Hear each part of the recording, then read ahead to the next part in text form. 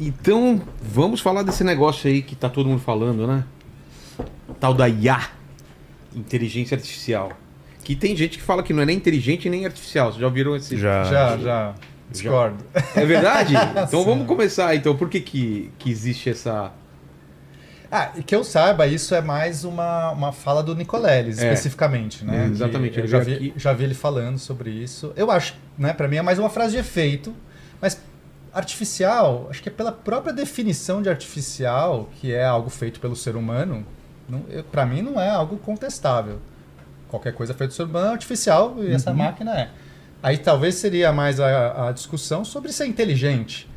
Mas e aí, o que é inteligência, né? O problema da inteligência é que parece que é algo mágico, a gente não consegue, ninguém sabe o que é definir exatamente inteligência, né? O que é inteligência? Assim como consciência, né? E tantos outros termos que a gente tem, racionalidade. Exato. Inclusive tem essa discussão sobre essa divisão entre consciência e inteligência, que são diferentes, né? Então, consciência é a habilidade, a capacidade de sentir, ter uma experiência subjetiva. Então, se eu pegar aqui e te beliscar e você consegue sentir dor, você tem consciência, algum nível de consciência. Pode ser só senciência. Se você tem autorreflexão, você é capaz de pensar sobre si próprio e tudo mais, a gente pode falar que você tem uma consciência, mas um outro nível de consciência. Mas, em última instância, é saber que tem algo dentro de si próprio.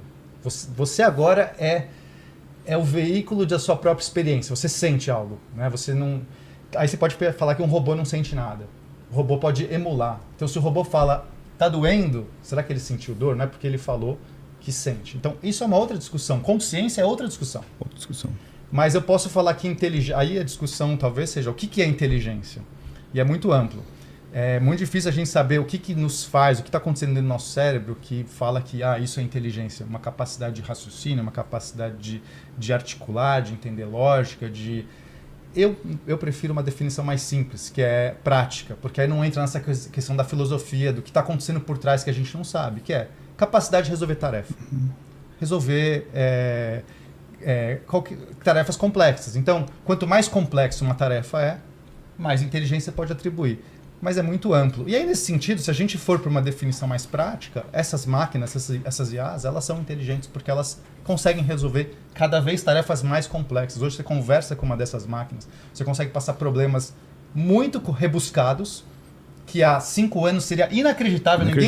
Se você falasse para uma pessoa 5 anos atrás, que não passou por tudo que a gente passou nesses últimos mesmo 2, 3 anos... Mesmo testando, né? Estivesse testando, sei lá, o GPT-2, por exemplo, como eu testei. Mesmo o GPT-2, que era uma coisa ainda de laboratório. 5 anos atrás, se você perguntasse quando você acha que teria hoje essas máquinas, que tem a pessoa falar daqui 30 anos, 50 anos. 2050. Tanto que as previsões eram, né? Para a gente ter o que a gente está alcançando agora, em 2025, algumas previsões eram de 2100. Caramba. A gente está encontrando, por exemplo, esse ano, finalzinho do ano passado, e principalmente esse ano, o O1 da OpenAI, o R1 da DeepSeek, que é a chinesa, estão alcançando capacidades que é outra área, que é racionalizar conceitos abstratos que superam PhDs, humanos PhDs.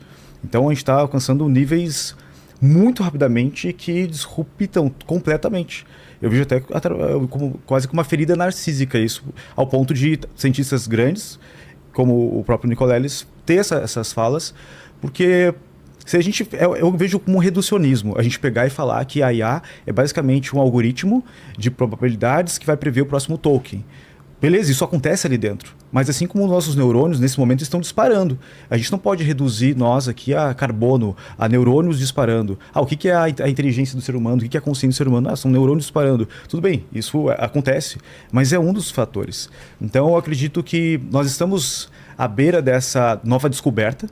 Assim, até num dos livros bem interessantes que eu li recentemente, que é Gênesis, escrito pelo CEO do Google, ele fala que estamos na terceira grande descoberta. A primeira foi das navegações, depois do digital e agora das IAs. Onde a gente revê o que é ser humano mesmo, porque está mudando completamente tudo, né?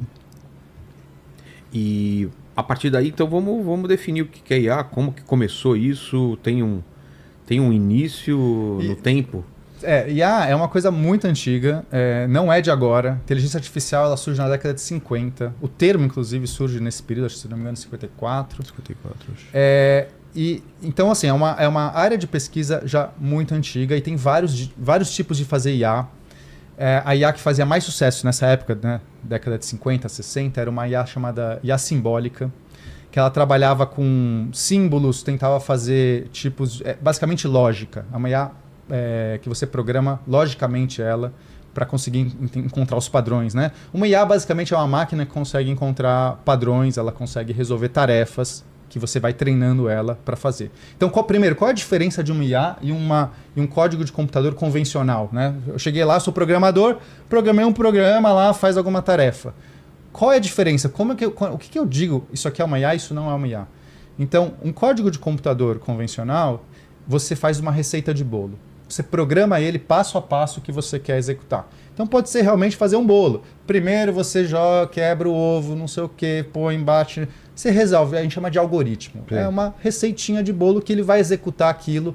Não tem como ele fugir daquela lógica. Aquela lógica já está lá dentro. O problema é quando eu quero resolver um problema que eu não sei fazer a receita de bolo. E a gente tem vários problemas que eu não sei fazer uma receita de bolo. Ou são problemas que eu mesmo não sei resolver, e adoraria que alguém pudesse resolver, ou são aqueles problemas tão complicados que não tem receita de bolo fácil, que eu vou conseguir escrever. Digamos que eu quero que uma máquina, né, que eu gostaria que alguém fizesse um bolo novo. Um bolo que ninguém nunca fez, que pudesse ser um sabor totalmente diferente. Não tem como eu programar isso. É impossível programar isso porque eu não sei fazer isso. Então o que você pode fazer?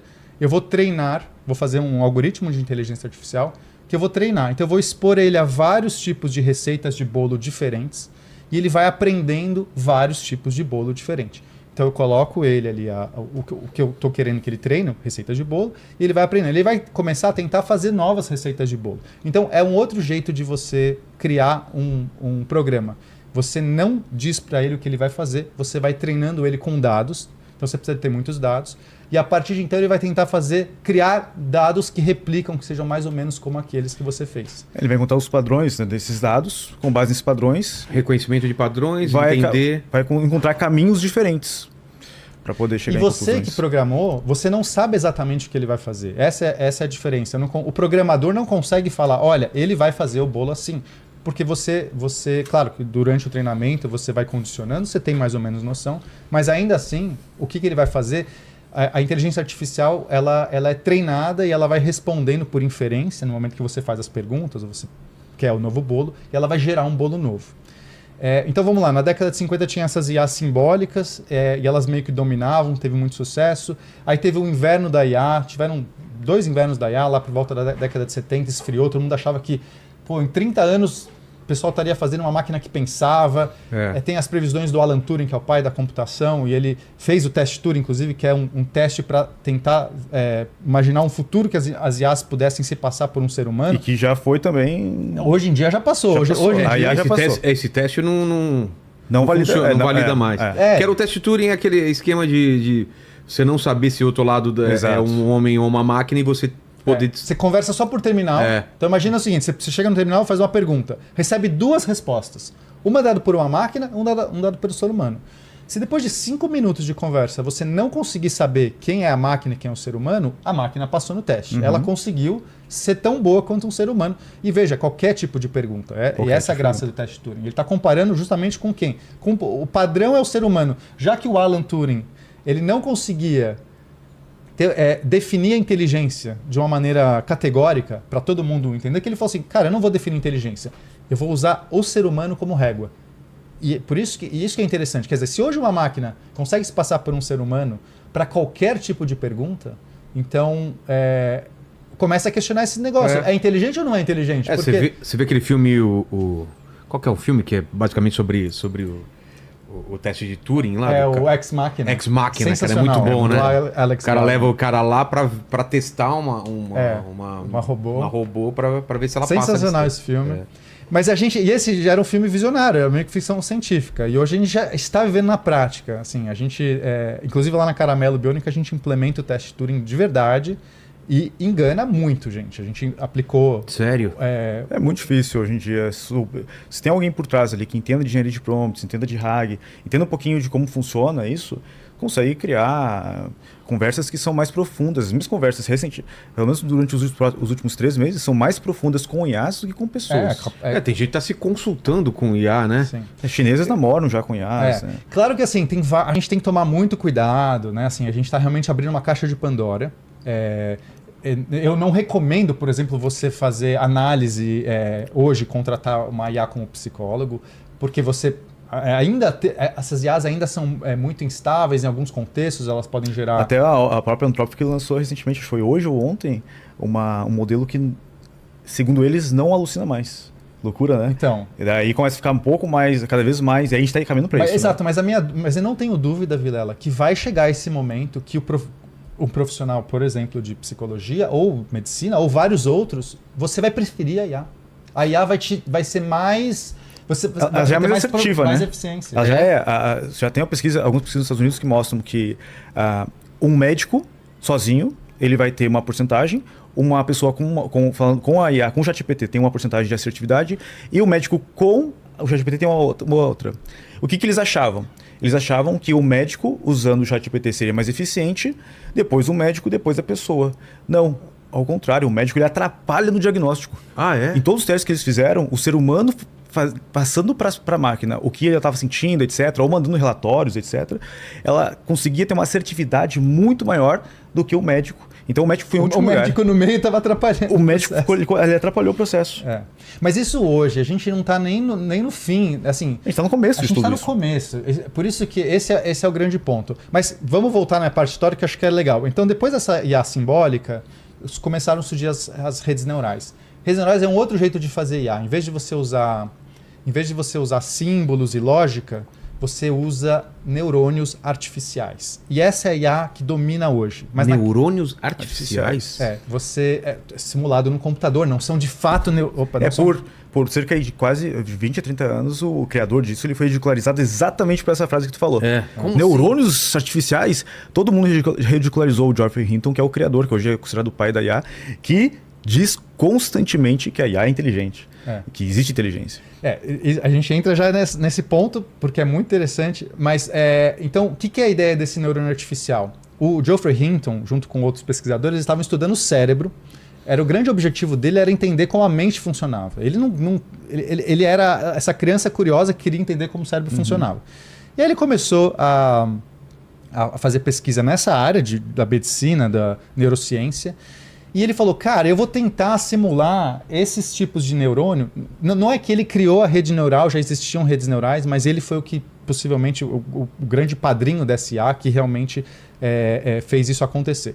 Então, a ideia você vai simular... Como é que funciona o cérebro humano? Vamos entrar por aí. A gente tem muitos neurônios. Cada neurônio é uma célula. É uma célula que vai se conectando com outras e forma uma cadeia. E cada neurônio ele pode ser ativado ou não. Então, o neurônio ativado, ele tem entradas, são os dendritos, são uns bracinhos que vão se conectando com outros neurônios. Acha a imagem disso, né? Beleza. Para o pessoal entender, né? Fica mais fácil. Então, imagina que o neurônio é uma célula ali, uma célula normal, especial. Ela tem o corpo celular dela e tem um axiônio, que é um rabinho, e um monte de bracinho. Eles se encostam ou não? Se encostam. Um e outro. Então, o neurônio funciona porque é uma cadeia de neurônios. Um neurônio sozinho não faz nada. Tá. Né? Mas imagina que o neurônio está conectando com o outro, cada bracinho está pegando um neurônio. E está passando eletricidade no meio? Isso, ele passa ou não. É um processo eletroquímico. Então, Cara, dependendo dos canais que você ativa, canais de potássio, canais de sódio, etc., o neurônio conduz ou não. Então, como que funciona? Um neurônio, digamos que ativou, por qualquer motivo. Então ele começa a passar energia elétrica. O próximo neurônio que está conectado com ele, dependendo dos parâmetros da conexão, que a gente chama de sinapse, essa conexão, vai ou não começar a transmitir também. E cada uma dessas conexões vai ter um parâmetro, que no caso do cérebro humano, é um parâmetro eletroquímico, depende de realmente propriedades de quantos neurotransmissores estão agindo, quais os canais estão abertos. Mas não deixa de ser no final... Uma coisa ativou e pode ou não ativar o próximo. Se o próximo ativar, ele pode ou não ativar o próximo. Tá. Só que quantos neurônios tem no nosso cérebro? 80 bilhões. Cara. 80 bilhões de neurônios, eles estão muito conectados. O do Lene, que fumou algumas substâncias aí que não deveria. Tem menos ou não? Possivelmente menos. Aí, Lene, queimou os neurônios aí, cara. Ou mais, eu não sei. Dependendo do que foi, pode ser mais. Não, acho que não é essa imagem, não. Acho que essa imagem ajuda ou tem... Pode ser. Pode, tá. Tá vendo ali embaixo esse neurônio, ó? Ele tem os dendritos, são os bracinhos. Tá. E aí esse corpo, o axiônio ali, ó, tá escrito bainha de mielina, é uma proteção isolante. No final, é o rabinho dele que vai se conectar com próximos neurônios. Então, em cima ali que você está vendo rede neural. Mas como que ele decide se conectar? Então, isso faz parte do nosso treinamento. Quando você nasce, isso é muito legal. Você nasceu, você é uma criança. O que é uma criança? Ela tem um monte de neurônios. Né? Tá criando neurônio. E esses neurônios, eles começam a se conectar meio aleatoriamente. Ah, é? Fazem várias conexões. Muitas conexões. Na verdade, a gente vai podando conexões conforme a gente vai envelhecendo. A neuroplasticidade, né? Eu tenho um filho pequeno, ele tem menos de 1 ano. É incrível. Quando você comparar assim, treinamento de IA com ele, porque... Por quê? Porque é um terreno totalmente fértil? Você tem todas as possibilidades. É uma